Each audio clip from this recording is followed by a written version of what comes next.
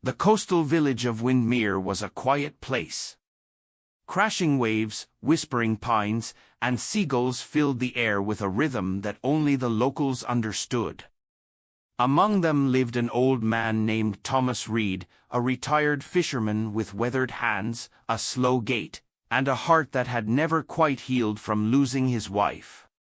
Every morning at sunrise, Thomas would walk to the shore with a thermos of black coffee and sit near the driftwood logs that lined the beach. He wasn't looking for fish anymore. Just silence. Until one misty morning in late March, when the silence broke. At first, he thought the cries were seabirds, but then he saw her, small, shaking, and alone. A baby harbor seal lay on the rocks, her gray fur soaked and her dark eyes wide with fear.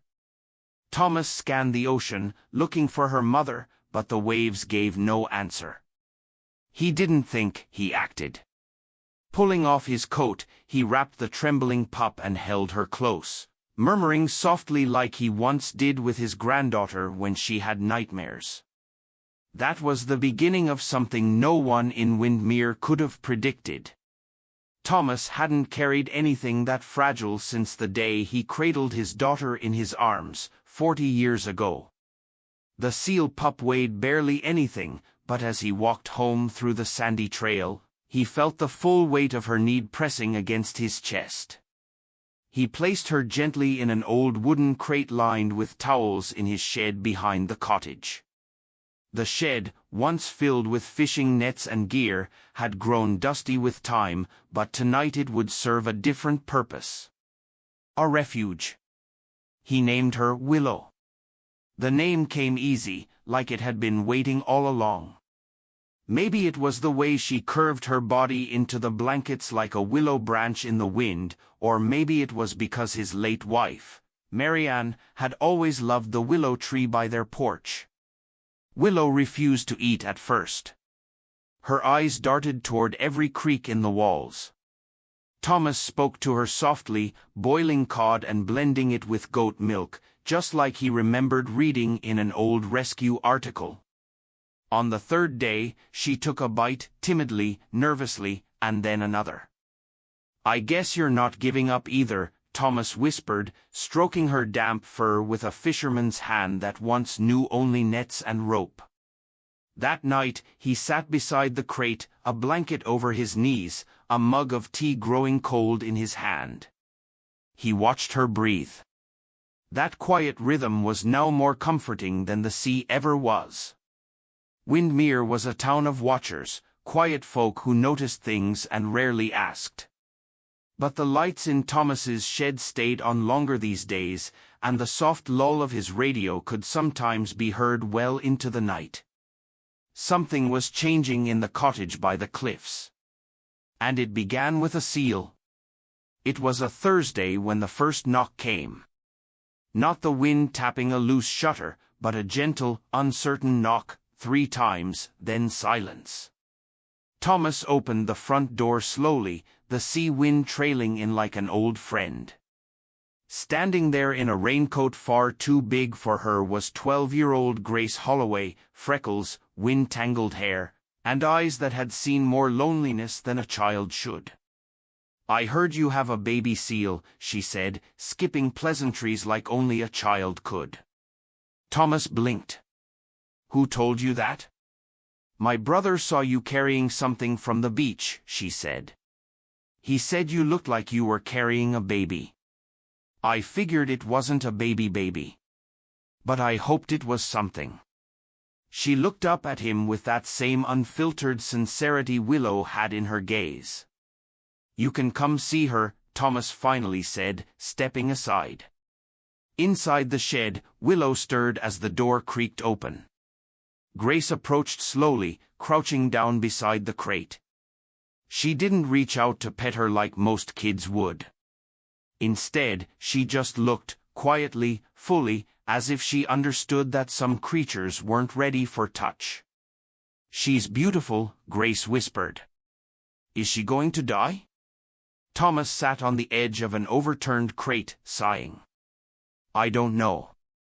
She was barely breathing when I found her. But she's eating now. Grace nodded, her gaze still fixed on the seal. Maybe she was waiting for someone. Thomas looked at the girl. Maybe we both were. Grace didn't answer. She just smiled, softly, the kind that came from places most adults had forgotten. From that day on, Grace came by every afternoon after school. She brought sardines in little tins, blankets her mother never noticed missing, and books, so many books. She'd read to Willow in a low, calm voice, stories about oceans, rivers, orphaned animals, brave girls, and creatures finding home where they never expected it. And slowly, Willow began to change. Her eyes grew brighter. She started to shuffle to the edge of the crate when she heard Grace's voice. She nuzzled Thomas's hand when he offered fish. One evening, Grace fell asleep on a pile of hay beside the crate, a book still open on her chest. Thomas stood in the doorway, the twilight spilling over them like a hush. He felt something stirring in his chest he hadn't felt in years. Hope. Not loud. Not sudden. But deep. Like the tide returning, one wave at a time. Willow was growing stronger. By late March, the seal pup no longer huddled at the bottom of the crate. She wiggled and flopped her way to the shed door every time Grace or Thomas entered, her whiskers twitching, her large eyes filled with an odd kind of expectancy, as though she'd always belonged to this quiet, makeshift family. Grace had taken to calling her Little Sailor. She wants to go on adventures, she said one morning, setting down a fish-shaped plush she'd sewn herself. Maybe not yet. But someday. Thomas chuckled softly. You think she's dreaming of the sea? Grace nodded. Or maybe remembering it. That idea stayed with Thomas. That maybe some part of Willow, deep in her bones, still heard the rhythm of waves, still remembered the salt on her tongue and the rush of open water. And yet, she didn't seem to want to leave. But spring was coming. The cliffs outside began to burst with sea thrift and soft green moss. Windmere's harbor started to thaw from its winter hush. With it came questions, mostly from adults now noticing the seal in the Carter shed. Thomas, you can't keep a wild animal, said Mrs. Flannery, the grocer, when he picked up fish one morning. It's not natural. She's not ready, Thomas replied, politely but firmly. Maybe you're the one not ready, she muttered. But Thomas wasn't alone. Not anymore. The local vet, Dr. Samir, came by to examine Willow. She's healthy, he said, running his gloved hands gently over her thickening coat. Really healthy. That's no accident. Thomas nodded. She saved me as much as I saved her. Grace looked up from her spot beside Willow. Does that happen a lot? She asked. Animals and people saving each other? Dr. Samir smiled. More than you'd think. That night, Thomas found an old, sun-faded rowboat tucked in the back of his shed. He hadn't touched it since Marianne died. The idea of returning to the sea without her had always felt wrong. But now, standing in the moonlight beside that tiny vessel, he imagined something different. Willow nestled in a crate beside him, Grace at the bow with her hair in the wind.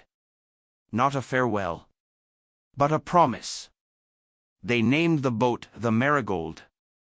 Grace painted the letters herself in a wobbly yellow that dripped slightly down the wood, and Thomas didn't have the heart to fix it. It made the boat feel less like a vessel and more like a poem. She looks like sunshine, Grace declared proudly. And she floats like a dream. It took 2 weeks to restore the old thing, sand the rot, seal the hull, oil the oars.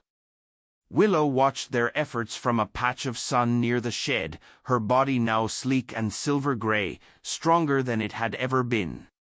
But every time they stepped away to the sea, her eyes followed. quiet, watching. One morning, Thomas lifted her gently into the crate lined with hay and damp towels. She didn't protest. She didn't even wriggle. Instead, she pressed her nose against his arm as he carried her down to the dock. "Ready, sailor?" he asked. Willow blinked slowly, then closed her eyes. The tide was gentle that day, barely breathing. The boat rocked in soft rhythm as Thomas rowed past the breakwater, Grace's hair fluttering like a sail. For a while, no one spoke. The silence didn't ask for words. "She was meant for this," Grace said finally, reaching down to stroke Willow's fur. "The sea. Not a shed. Even if she loved it." Thomas nodded, throat tight. Farther out, the water deepened, turning from blue to indigo. Gulls circled lazily above. Willow stirred, sniffing the wind. Her body shifted, tense, not afraid, but aware. The way someone becomes still when standing at a doorstep. "Here?" Grace asked softly. Thomas looked over the side. Below them, the water was clear and wide. No boats, no noise. Just waves and space. "Here." He and Grace lifted the crate together, setting it gently in the water. Willow slid out slowly, the sea folding around her like an embrace. She turned once, twice, circling the boat, her eyes never leaving them. And then, with a soft grunt that sounded almost like a goodbye, she dove. Gone. The boat rocked in the silence that followed. Grace's hand found Thomas's. "Do you think she'll come back?" "I think," he said, voice cracking just slightly, "she'll remember where home was." They sat like that a long while. Not watching for Willow to return, but watching the water hold her absence gently, like it understood. And then, just before they turned back toward shore, a gray head popped up in the distance. "Willow." She floated for a moment, blinking, then slapped her flipper playfully against the surface before disappearing again into the sea. Grace laughed, clapping her hands. Thomas smiled through tears. "She's not ours anymore," he said. "No," Grace whispered. "But we'll always be hers." Autumn came to the cove like an exhale. The wind softened, the sea calmed, and the sky hung low with drifting clouds that looked like old dreams. Thomas no longer woke expecting to hear the heavy scrape of Willow's tail against the floorboards, but sometimes, especially in the stillest hours just before dawn, he swore he felt her presence in the rhythm of the waves brushing the shore.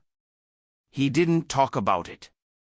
But Grace would sometimes glance at him from the porch and say softly, "I heard her too."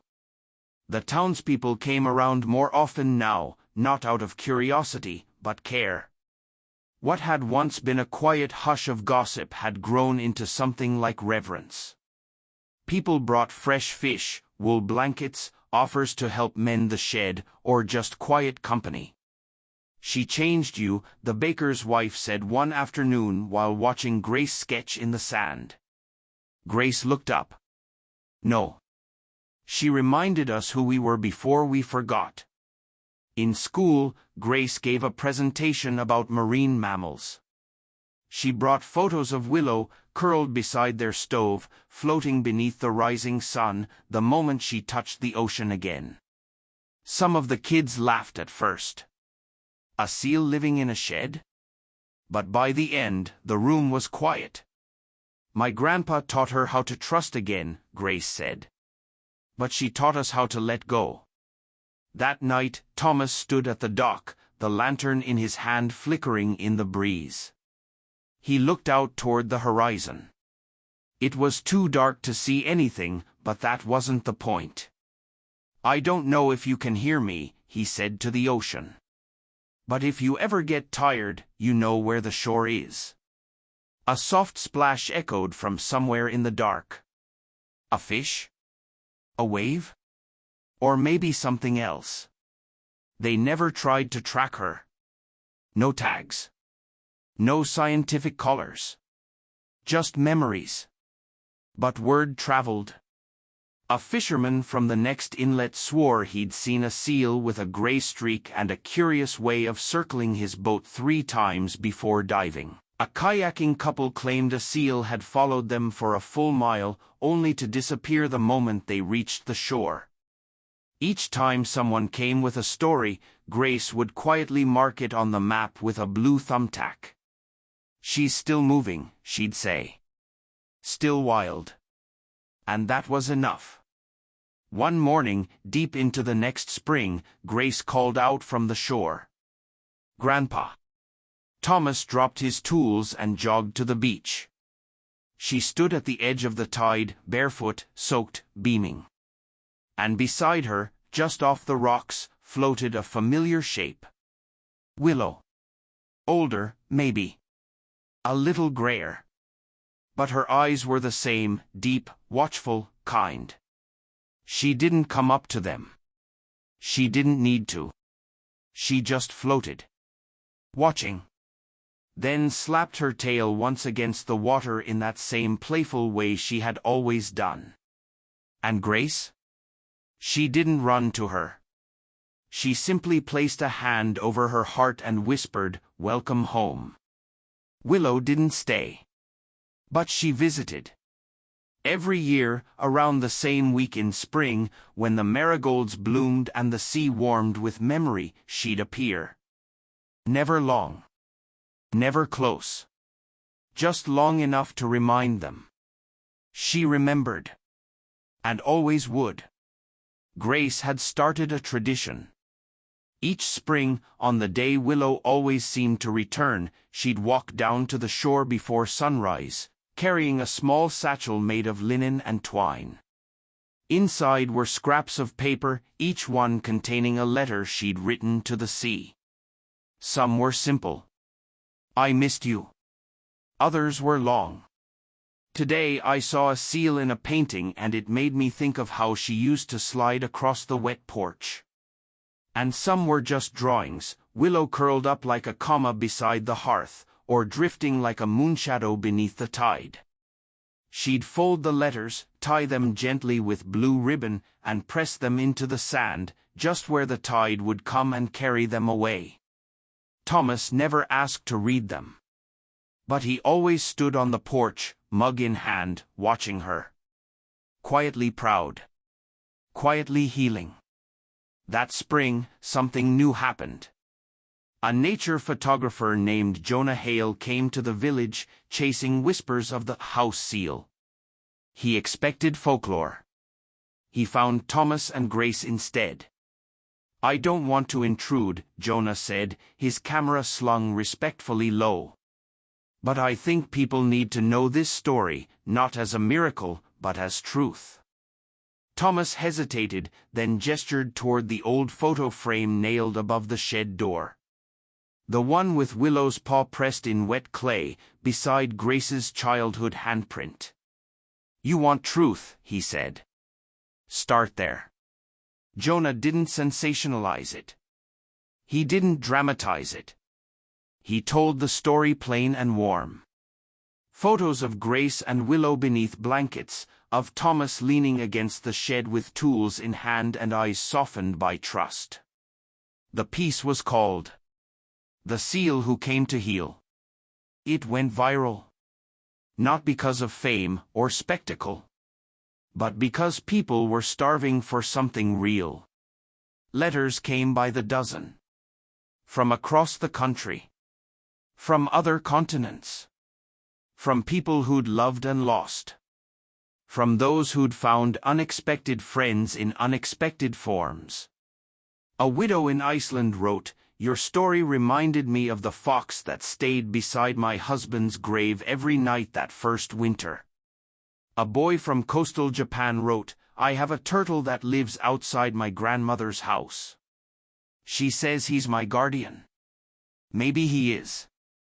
And one postcard, no return address, simply read, "Thank you. I thought love was something people invented. Now I know better."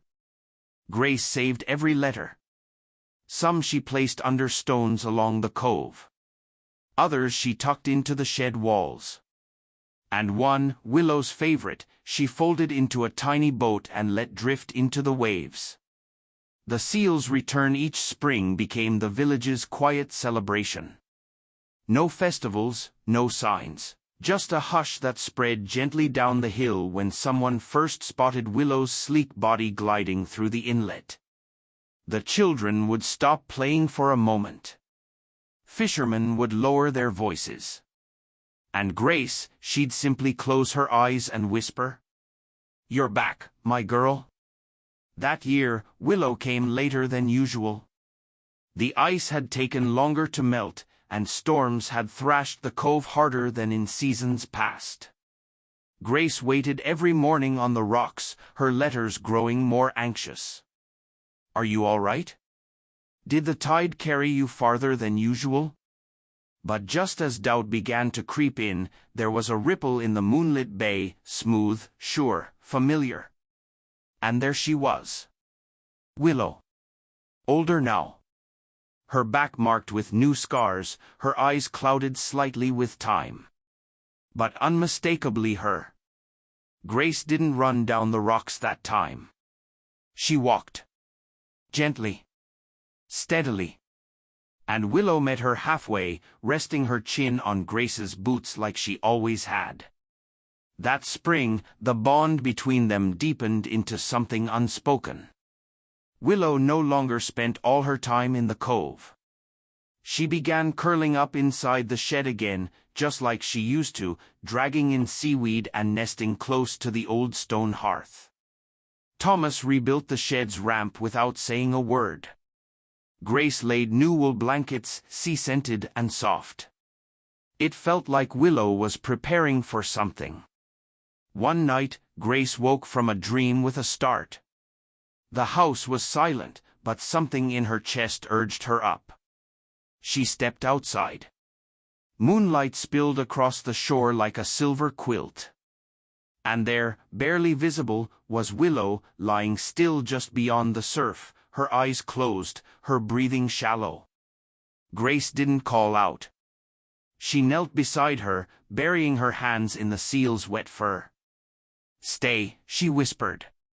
But in her heart, she already knew. Willow had come home to say goodbye. Thomas found them in the morning. Grace sitting beside the still body, tears sliding silently down her cheeks, her hand never leaving Willow's side. "She waited," Grace murmured. "She waited for me to be strong enough."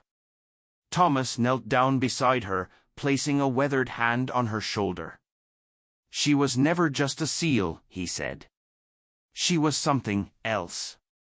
Something sent." Grace nodded, her lips trembling but sure. "She came when I needed someone to save me." They buried Willow near the edge of the sea. No marker. Just a ring of stones and the lull of waves that would forever speak her name. That night, the wind was gentle. And for the first time in years, Grace didn't write a letter to the tide. She whispered her goodbye directly to the waves. And the sea, as always, listened. Spring faded into summer, and the village carried on, boats coming in at dawn, gulls wheeling overhead, the steady rhythm of tides unchanged. But something in Grace had shifted. She no longer sat by the window waiting for a ripple in the water. She no longer wrote daily letters to the tide. Instead, she walked the shoreline with calm eyes and slow steps, as if retracing the paths of old memories. Sometimes she would pause near the ring of stones where Willow rested, her lips parting for a moment, just enough to let the sea breeze carry a wordless greeting. She didn't cry anymore. Not because the sorrow had faded, but because it had softened. Like sea glass smoothed by years of tumbling, still real, still sharp beneath the surface, but safe now to hold. Children in the village began asking about the golden seal. Was she real, they whispered to Grace. And she'd smile gently and nod. more real than anything. They'd ask how she had known to come, how she had stayed so long, why she had chosen Grace. To that, she always answered, "Because I needed her, and somehow, she needed me too." Some days, Grace told them the full story of the first winter Willow arrived, the warmth they gave each other, the healing that followed. Other days, she just let them sit near the shore, listening to the waves, letting the sea speak for itself. Thomas built a small bench near the ring of stones. He carved a single word into the backrest. Willow. It faced the water, quiet and unassuming. People sat there often, especially on foggy mornings. Fishermen before a long day's work. Children with sand between their toes. Old women with weathered hands and silent hearts. Everyone seemed to understand, without explanation, that this wasn't just a place. It was a memory that belonged to them all. Grace kept living. She still worked her garden, still tended her herbs and teas, still baked bread and left warm slices on neighbors' windowsills. But she moved slower now, more deliberately. She often looked out to sea, not with longing, but with gratitude. Willow had given her something she hadn't even known she'd needed. Not just warmth, not just love, but the courage to live again. One day in late summer, a young seal swam into the cove. He was sleek and quick, his coat silvery like moonlight on water. Grace spotted him from the kitchen window. He didn't come close. Just lingered near the rocks, ducking in and out of the kelp beds, playful and curious. Grace smiled and pressed a hand to her chest. "Go on," she whispered. "You've got your own journey to make." And she watched as he slipped beneath the surface, vanishing into the blue. The tide, it seemed, had brought her something again, not a seal to save her, but a reminder. That life continues. That love leaves echoes. And that somewhere out there, beneath the endless sky and whispering waves, stories never truly end. They simply drift onward. Like the sea. Years passed. The village changed in the quiet, slow way all places do. New families moved in. Children grew. Some elders passed on, their names remembered in the rhythm of waves and stories told on porches. But the story of Willow, the golden seal who chose a grieving woman and loved her back to life, remained. It became part of the village's soul. Fishermen left offerings near the ring of stones, bits of salmon, smooth shells, sprigs of sea lavender. Children drew pictures of seals in the sand and whispered to the waves as if they might answer. And Grace, now slower, her silver hair always swept in a braid, still walked the beach each morning. She often brought a cup of tea and sat on the bench marked Willow. Not in sadness. In remembrance. In peace. One foggy morning, Thomas joined her. He was older too now, his hands calloused from years of nets and sails, but he still had that gentleness in his eyes when he looked at her. "Do you ever wish she'd stayed forever?" he asked softly. Grace shook her head, smiling at the waves. "No. She came when I needed her. She left when she knew I could stand on my own again. That was her gift." Thomas nodded, the sea breeze tousling his beard. They sat together for a long time, listening to the surf, watching a group of seals sun themselves on the distant rocks. None were golden? But somehow, it didn't matter. Later that year, the village put up a plaque beside the bench. Small, weathered brass with delicate lettering. It read, "In memory of Willow.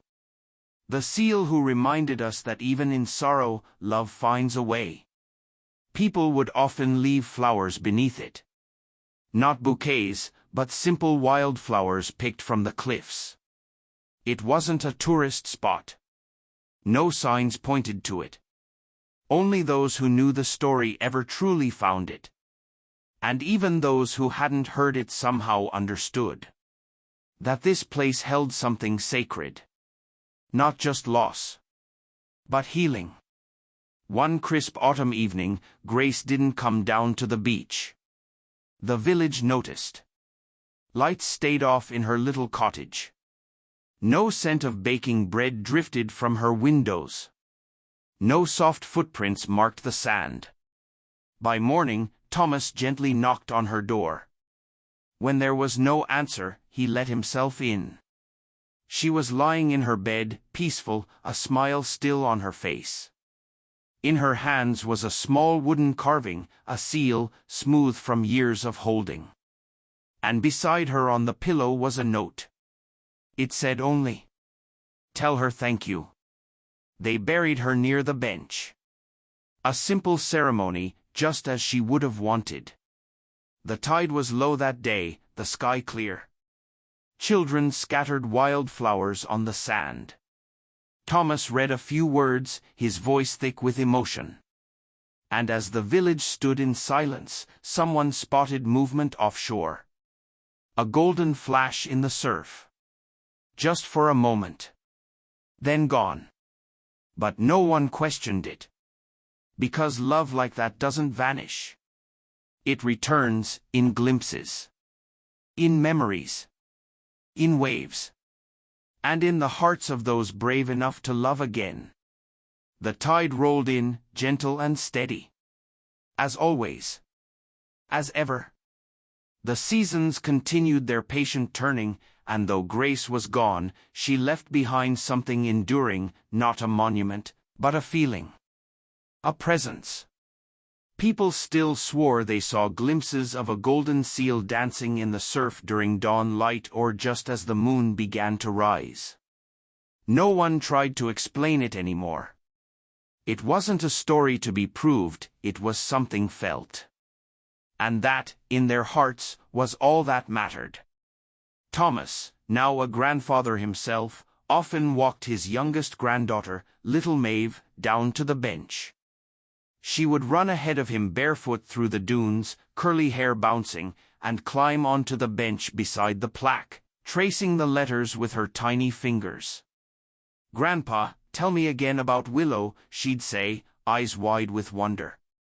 And Thomas, every time, would sit beside her and begin. Once upon a time, when the sea was quiet and the wind carried sorrow, a seal found a woman who had forgotten how to smile. He never rushed the tale. Because stories like that weren't for speed. They were for soaking in, like the tide soaking into sand. Back in the village school, the librarian kept a small worn book on the highest shelf behind her desk. No one checked it out, but every now and then, she would pull it down for a child who needed it most, a child whose eyes had that lost kind of look. Inside were sketches of Willow, curved lines full of motion and light, and Grace, always with a soft smile and wind-blown hair. The final page showed them side by side, looking out at the sea. Beneath it was a single sentence. "The sea doesn't always take, it sometimes gives." One summer, a group of marine biologists visited the village. They were tracking seal colonies along the coast and had heard rumors about the golden seal. They were polite and professional, asking questions and taking notes. Thomas met them on the beach, smiling gently. Yes, there was a golden seal once, he told them, but she wasn't meant for tagging or tracking. She came for a reason, and she left when it was time. The scientists exchanged glances, unsure how to respond. But one young woman among them, new to the team, watched the waves with a strangely thoughtful expression. That evening, she returned alone. She sat by the bench, pressed her hand gently to the plaque, and whispered something into the wind. No one ever asked what. But from then on, whenever she joined her team in research, she spoke of seals a little differently. Not just as data points or behavior patterns, but as creatures of intuition and soul. Years later, Maeve, grown into a quiet, kind-hearted young woman, would return to the village after college. She didn't come back because she had to. She came because something in her heart knew this place held the rhythm of who she was. And on her first morning home, she walked down to the beach alone, just as Grace once had. The bench was weathered but still strong. She sat. Waited. And as the sun cracked the horizon, she thought, just for a moment, she saw a shimmer of gold riding a wave before it broke. She smiled. Not with surprise, but with recognition. Some stories are written in ink. Others are written in saltwater, in footprints, in wind, in fur and flippers and memory.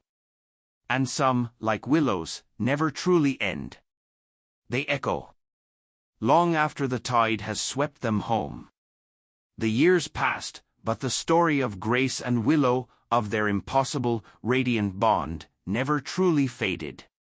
It wasn't just told in words anymore.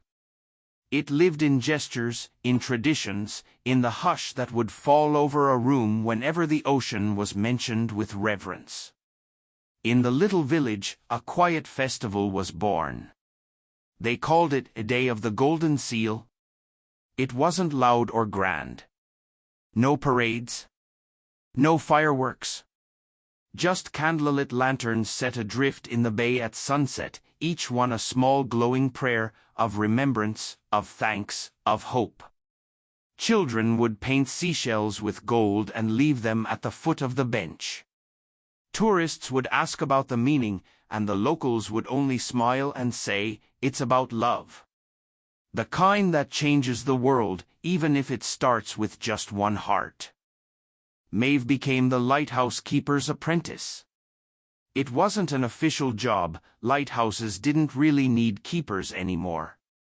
But Mr. Halvorson, the aging man who had kept the beacon burning for decades, took Maeve under his wing with a quiet, knowing smile.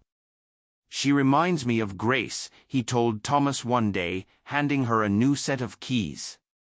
"She reminds me of Willow," Thomas replied. That night, Maeve lit the lamp in the lighthouse alone for the first time. She watched the light sweep across the dark waves and whispered, "Wherever you are, I see you."